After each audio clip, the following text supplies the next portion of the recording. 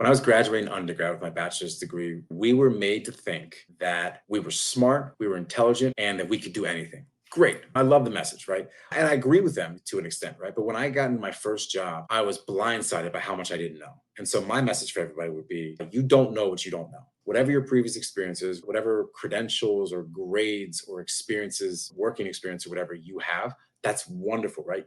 You can use that to your advantage, but realize that there's always somebody out there who can do it better, who knows more. And because of that, we've got to be ready for that possibility, right? And if we are overly confident and cocky and arrogant about something, at some point, we're going to meet that person probably sooner rather than later. And it's going to blindside us too. So I'd say, remember, you don't know what you don't know. Stay humble and keep working hard. Because from the research that I've done, the organizations I've been with, the one thing that matters more than almost anything, particularly in just achieving things. And by achieving, I mean accomplishing a task successfully, whether it's playing that song on the piano, whether it's having successfully leading a project, opening a new wing of a hospital, whatever, right? The one thing that you can never get enough of is simply working hard, right? Most successful people, when you look at the research and the studies, most successful people are usually the people who have probably failed the most, but they've also worked the hardest. And so I forget who said it, but it basically, there was a quote in a book, and the book was about a group of very high achieving, very intellectual people. It looked at them at the age of 25, and then it looked at them at the age of 50 and 75. And it looked at all the different things that they'd accomplished.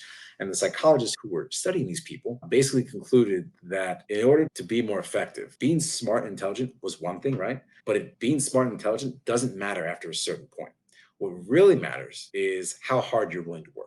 Nobody who was like extremely accomplished, let's say I'll go into some Michael Phelps, right? Or they're Michael Jordan, or if you're a gymnast or a professional athlete or a great CEO or just a great team leader, all these people worked hard, every single one of them. And so the quote that I was referring to, basically it says, it is better to have somebody who is maybe somewhat high on intelligence, but really high on work ethic, rather than to have somebody who is really high on intelligence with a middle level of work ethic. So work ethic, being willing to engage in the day-to-day grind, so to speak, is pretty much the most important fact in determining whether you're going to be successful at something long term.